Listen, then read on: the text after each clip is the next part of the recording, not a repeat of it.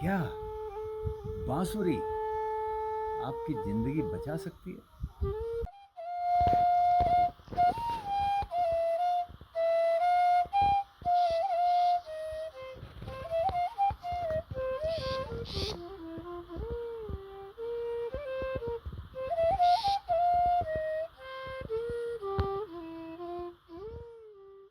क्या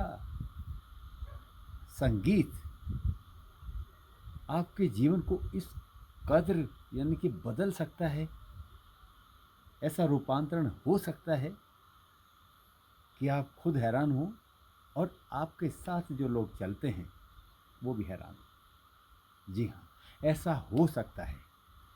और दूसरी बात, क्या योग में इतनी बड़ी ताकत है कि बड़े से बड़े एलोपैथी के डॉक्टर्स जो ये कहें कि आपके लंग्स खराब हो रहे हैं और आप बांसुरी बजाना या माउथ ऑर्गन बजाना छोड़ दें, लेकिन उस शख्स का ये जुनून कि नहीं, जीना है तो बांसुरी के साथ और मरना है तो बांसुरी के साथ। इसलिए आइए चलते हैं सतीश पाठक जी के साथ और जानते हैं उनके बारे में। इसकी पहली कड़ी हमारे सहयोगी रविंदर जी ने बड़ी भूमिका निभाई है इंटरव्यू लेने में, और मैं उनका तहे दिल से आभारी हूँ, क्योंकि अगर वो ना होते तो वो पहली कड़ी में शूट नहीं कर पाता।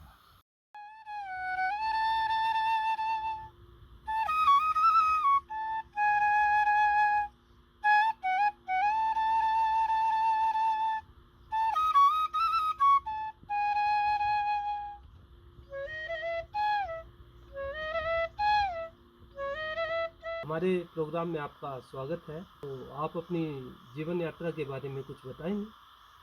जी, मेरा ऐसे जन्मभूमि झारखंड है, पलामू डिस्ट्रिक्ट, और वहीं से मैं आता हूँ। तो झारखंड से ही आपने ये शिक्षा आरंभ की या इसके लिए कहीं अलग? नहीं, झारखंड से मैं दिल्ली आया। यहाँ दिल्ली में मैं गांधी महाविद्यालय से बांसुरी का शिक्षा वहाँ से लिया। मेरे गुरुजी प्रकाश नारायण सक्सेना जी थे, उन्हीं से शिक्षा ली।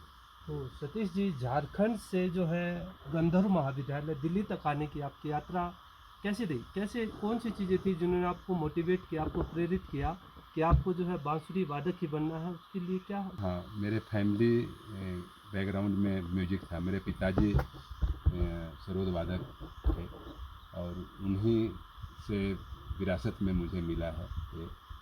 तो मुझे बांसुरी सरोद तो बहुत बड़ा इंस्ट्रूमेंट था, तो मैं वो बांसुरी भी थोड़ा बहुत बजाते थे मेरे पिताजी।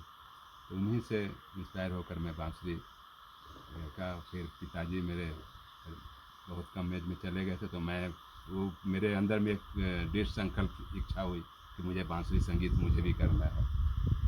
तो मैं यहाँ दिल्ली आया, मेरे मामा जी रहते हैं यहाँ पे, तो मामा जी के ज़रिए मैं दिल्ली पहुँचा, फिर गांधी महाविद्यालय ढूंढ कर वहाँ एडमिशन लिया। तो सतीश जी, जैसा आपने बताया कि आपके पिताजी भी जो है श्रोत वादक रहे हैं, जी, तो उनकी वजह से ही आप इस संगीत के क्षेत्र में आए, आपने कुछ रुचि भी आपकी अलग थी? नहीं, बचपन में मुझे बांसुरी अब तो मेरे ब्लड में पिताजी के कारण ही। हाँ हाँ, वो हाँ, पैतृक जो है पैतृक, हाँ, गुण है ये गुण। संगीत का। बचपन में सब लोग, दादी, मेरी दादी बने कि मैं बांसुरी, ऐसी लकड़ी का बांसुरी लेकर अब बजाते रहता था और नाचे डांस वांस करता रहता था, बचपन से था। अच्छा, कब लकड़ी की बांसुरी से रियल बांसुरी के ऊपर आ गए हैं? जी, वो जर्नी आपकी कैसे रही, इसके बारे में बताएंगे कुछ? हाँ। तो मैं 1994 में मैं 12th किया था, वहाँ से इंटरमीडिएट, और वहाँ से यहाँ आया।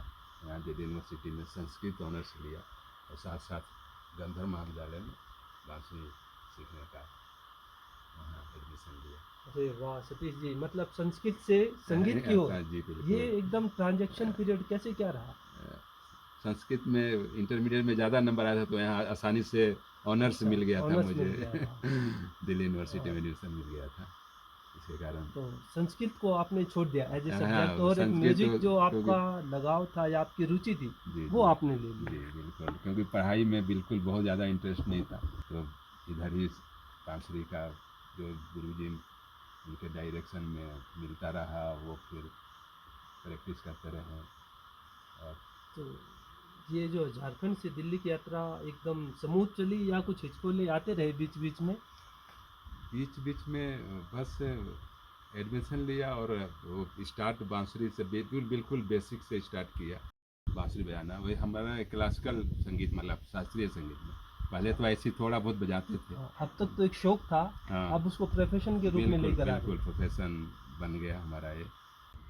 सतीश जी, आप यहाँ आए, हमारे साथ बातचीत की, अपने बारे में इतनी जानकारी हमारे साथ शेयर की, तो उसके लिए हम तहे दिल से आपका धन्यवाद नमस्कार। करते हैं। नमस्कार। और अपने दर्शकों को बताना चाहेंगे कि संगीत के या किसी भी फील्ड में आप करना चाहते हो तो उसके लिए एक डेडिकेशन होता है, एक वक्त आपको निकालना ही पड़ता है, चाहे वो सेपरेट रात निकालो, सुबह निकालो, दोपहर या शाम को। जी। जैसे आपने 4-4 बताया कि आपके गुरुजी ने आपके लिए 4-4 घंटे का वक्त जो है वो फिक्स कर रखा है।